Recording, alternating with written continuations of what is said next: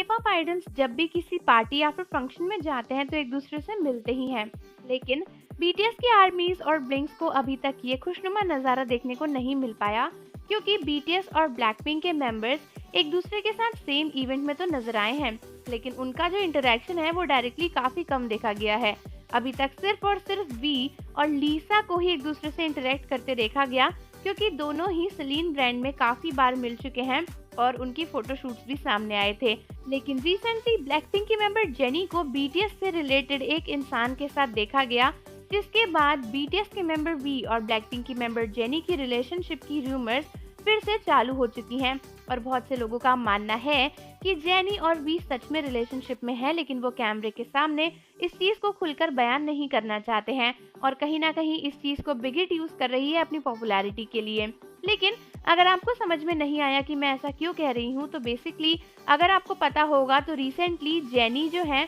वो एक इवेंट में गई थी, जिस इवेंट का नाम था डब्लू कोरिया, और इस इवेंट में ब्लैकपिंक के साथ साथ बीटीएस के मेंबर आरएम भी पहुंचे थे और काफी सारे के-पॉप आइडल्स भी यहाँ पर मौजूद थे। लेकिन यहाँ पर जेनी को आरएम के साथ बात करते तो नजर नहीं आया, ना ही देखा गया, लेकिन यहाँ पर जेनी दिखी बीटीएस के जूनियर यानी टीएक्सटी के मेंबर्स के साथ। टीएक्सटी के मेंबर सोबिन, जो कि टीएक्सटी के लीडर हैं, उनसे जेनी बात करते नजर आई और दोनों के इंटरेक्ट करते हुए एक वीडियो है जो इंटरनेट पर काफी वायरल हो रही है। वैसे तो टीएक्सटी के मेंबर सोबिन बीटीएस के काफी ज्यादा क्लोज हैं और इसीलिए जब जेनी सोबिन से बात करते नजर आई तो बहुत सारे लोगों का ये कहना था कि शायद जेनी ने आरएम या फिर बीटीएस के बाकी मेंबर से भी डायरेक्टली बात करी होगी, लेकिन ये मोमेंट कैमरे पे कैप्चर नहीं किया गया है, क्योंकि वही सेम रीजन कंट्रोवर्सीज बन जाती हैं। यहाँ पर जेनी और सोबिन एक दूसरे से काफी हंसकर बात करते हुए दिखे, जिसके बाद बहुत से लोगों का मानना है कि जो हमारा एक कॉमन मिसकंसेप्शन है कि बीटीएस ब्लैकपिंक या फिर टीएक्सटी ब्लैकपिंक के बीच में कोई दुश्मनी है,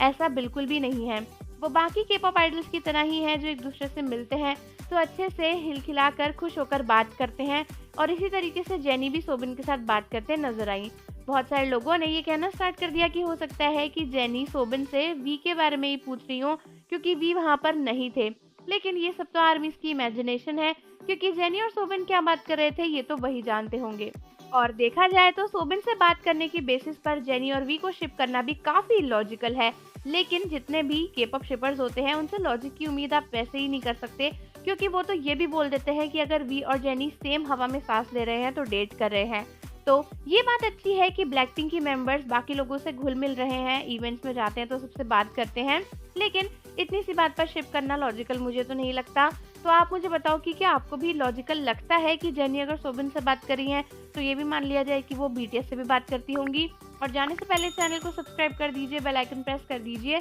मिलते हैं आपसे अगली वीडियो के साथ।